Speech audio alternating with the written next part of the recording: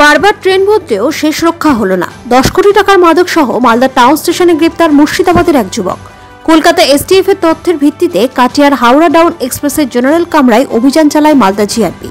সেই অভিযানে গ্রেপ্তার করা হয় মুর্শিদাবাদের সুতি থানা এলাকার বাসিন্দা ইসমাইল শেখকে। তার কাছ থেকে উদ্ধার হয়েছে 2 কেজি 100 গ্রাম ব্রাউন সুগার।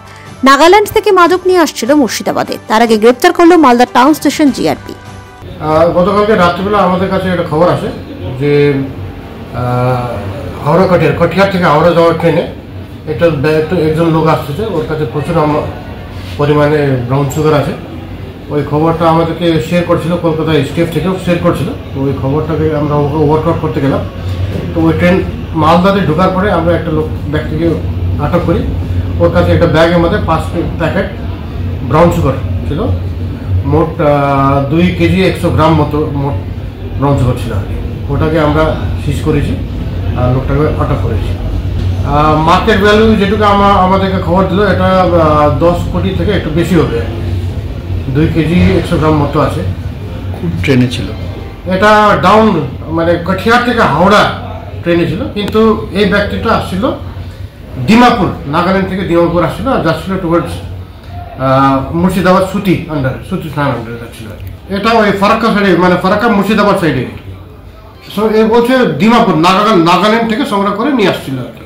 এর বাড়ি হচ্ছে ইসমাইল শেখ আছে, এর বাড়ি হচ্ছে সুতি থানা আন্ডারে পড়ছে আর কি, মুর্শিদাবাদ জেলা। নাগাল্যান্ড গেছিল আর কি, ওখান থেকেই নিয়ে আসছিল। জেনারেল কম্পার্টমেন্ট, জেনারেল বগির মধ্যেই ছিল আর কি। জেনারেল বগি থেকে নাম ছিল, তখন আমরা আটক করি আর কি। একটা ব্যাগের মধ্যে একটা পিঙ্ক কালারের ব্যাগ ছিল, ব্যাগের ভিতরে রাখা ছিল। ওই ডিমাপুর থেকে আসলো এনজিপি থেকে ট্রেনটা বদল করে এই ট্রেনে আসছিল। ডিমাপুর থেকে এনজিপি একটা ট্রেনে আসছে, এনজিপি থেকে আবার কটিয়ার আরেকটা ট্রেনে আসছে, ওখান থেকে আবার এই হাওড়া কটিয়ার ট্রেনে সাপ্লাই নাগাল্যান্ড থেকে হচ্ছিল আর নিয়ে যাচ্ছিল মুর্শিদাবাদে সুতি থানা। আমরা আজকে কোর্টে ফরওয়ার্ড করছি আর 7 দিনের জন্য রিমান্ড দেব। হ্যাঁ, মানে এটা সব আসছে বাইরে থেকে আসছে আর কি, সব বাইরের স্টেট থেকে আসছে, এদিকে মানে নর্থ ইস্ট থেকে আসছে।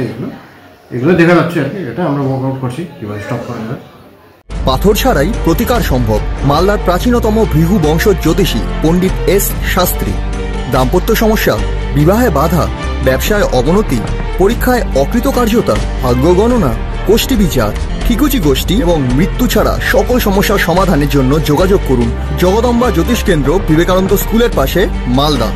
মোবাইল 09733027832 অথবা 09332056956।